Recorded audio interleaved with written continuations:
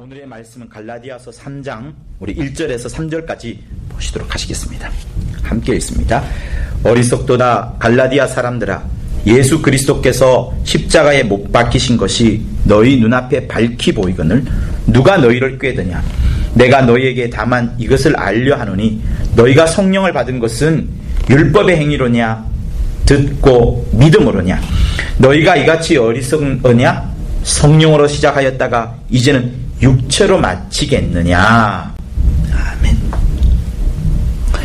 사랑하는 성도 여러분, 그 사람이 어떤 말을 하고 그 사람의 행동이 어떤 분위기냐를 따라서 그 사람의 열매, 그 사람의 자녀의 미래가 그대로 역사되어지거나 보여집니다. 좋은 열매를 심으면 좋은 나무가 되는 것이고요, 나쁜 열매를 심으면 나쁜 나무가 된다는 것을 주님이 말씀을 하셨습니다. 사랑하는 성도 여러분, 율법 아래에서는 몸을 억어하고 또 몸에 해야 될 것과 하지 말아야 될 것을 잘 조절하면서 그 사람의 영광을 사람들에게 보여줄 수 있습니다. 그러나 그 율법으로는 결단코 하나님을 기쁘게 할 수는 없습니다. 율법은 사람을 컨트롤해요. 율법은 사람을 사람답게 만들어 갑니다. 그러나 그것이 하나님을 결코 기쁘게 할 수가 없습니다. 주 예수께서 이 땅에 오셔서 바리새인들을 꾸짖으시면서 가장 강력하게 말씀하신 부분이 바로 이 부분입니다. 율법은 결국 무엇이냐?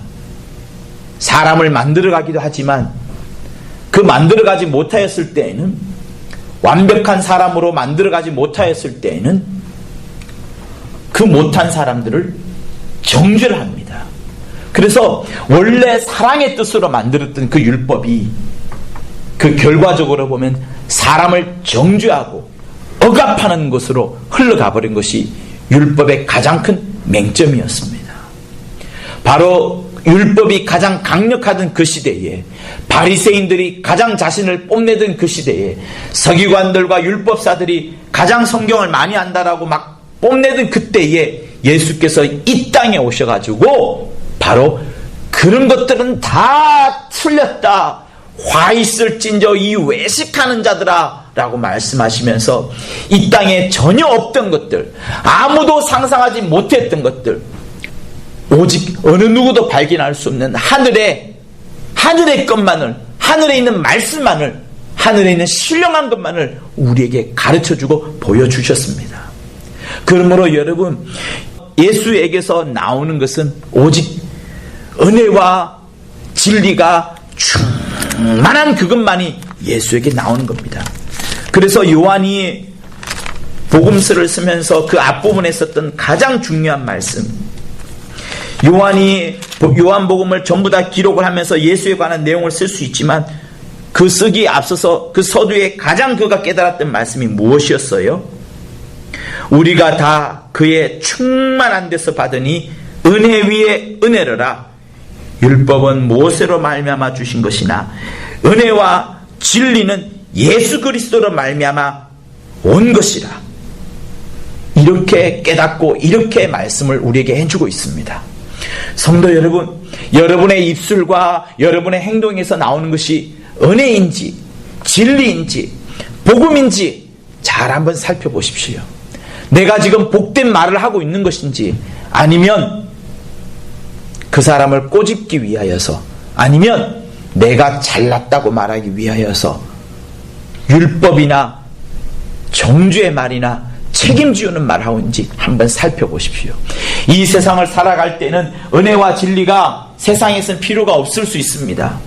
그러나 하나님의 나라, 하나님이 가장 원하시는 그 사랑의 나라에서는 이 은혜와 복음과 진리가 제일 중요하고요, 이것만 있어도 충분한 것이 맞는 겁니다.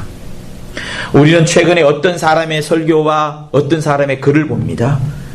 그 설교와 그 글 속에는 두 가지가 있어요. 증오, 남을 굉장히 미워하는 증오, 아니면 반대로 내가 굉장히 상처를 받았다, 피해자 의식으로 가득 차 있는 그 두 가지, 증오와 상처가 충만한 것을 그 사람의 글과 그 사람의 말에서 보여집니다. 여러분, 이것은요 절대로 주님이 원하시는 것이 아닙니다. 주님의 입술에서 나오는 것 중에 어디에 상처가 있었으며 어디에 증오가 있었습니까?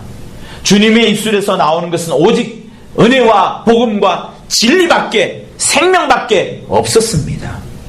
하나님의 자녀된 여러분들, 아버지라 부르짖는 여러분들의 입술에서도, 여러분의 행동에서도 동일하게 생명과 은혜와 복음과 진리가 충만해야 될 것입니다. 최근에 이용수 할머니 글이 한번 뉴스에 보도가 되었어요. 일본군 위안부 피해자로 30년 가까이 위안부 인권을 위해서 싸워왔던 할머니죠. 나이가 자그마치 92세입니다. 근데 이분이 했던 놀라운 말이 있어요. 더 이상의 수요 집회에 참석하지 않겠다. 왜 그런데요? 예배를 본따서 집회를 만들었던 그런 초기에는 그랬었습니다. 그런데 마침내 이분이 하는 얘기가 수요 집회는 더 이상 집회가 아닌 것 같다. 수요 집회는 두 가지만 가르친다. 증오와 상처만 가르친다. 하나도 도움이 안 되는 수요 집회를 없애야 된다. 학생들이 수요 집회에 참가하기 위해서 귀한 돈과 시간을 쓰고 있지만 그 집회는 자라나는 미래 세대들에게 오히려 증오와 상처만을 가르치고 있다. 올바른 역사 교육을 하고 있지 않다. 이런 말을 했습니다. 거의 충격이에요. 여러분, 저는 어떤 정치적인 입장을 말하는 것은 아닙니다. 어떤 사람이, 어떤 모임이, 어떤 집회가 증오를 계속해서 일으키고 상처를 계속해서 북돋우는 그런 집회라면, 그런 말과 글과 행동이라면 여러분, 그 속에는 하나님이 절대로 계시지 않습니다. 오직 원수 마귀가 가장 좋아하는 그것이 증오와 상처예요. 모든 사랑을 작살내어버리는 것이 증오입니다. 남을 미워하게끔만 만듭니다. 증오라는 것이 무엇입니까? 반드시 대상이 있습니다. 반드시 대상이 있습니다.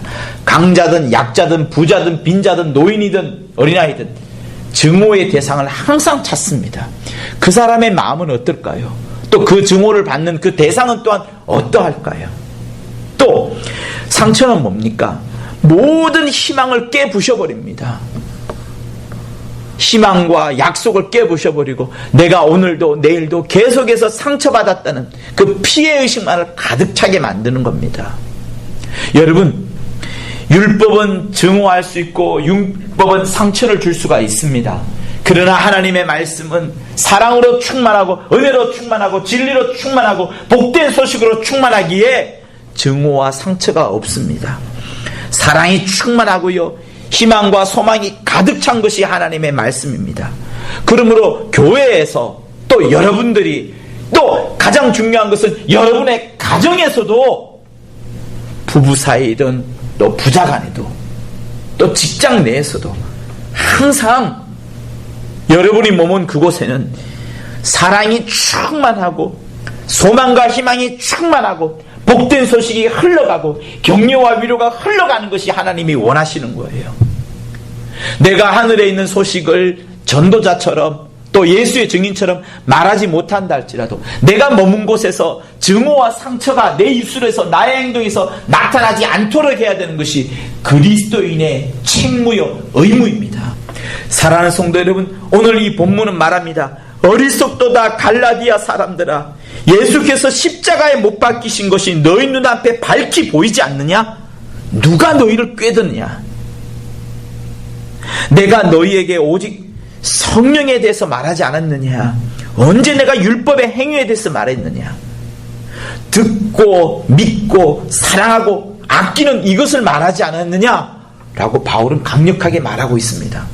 사랑하는 성도 여러분, 여러분의 삶을 다시 한번 보시고 여러분의 입술과 여러분의 마음과 생각을 한번 돌이켜 보십시오. 증오와 상처는 조금도 1말이라도 남지 않게 하십시오. 증오가 생기고 상처가 생기는 그 환경에서 벗어나십시오. 그리고 하나님을 의지하고 하나님을 붙잡아버려서 축복과 복이 넘쳐나는 하나님이 부어주시는 그 생명의 강 같은 그 은혜 속으로 계속해서 들어가려고 할 때에 여러분의 어려운 환경도 바뀌어져 가는 겁니다. 진실로 여러분들이 은혜와 복음의 사람, 복과 복음의 전달자요, 내 주인을 알므로, 아바 아버지를 알므로 정말 하나님의 은혜에 충만히 살아가는 자, 성령으로 충만히 살아가는 자 되실 수 있을 것을 예수 이름으로 부탁을 드립니다.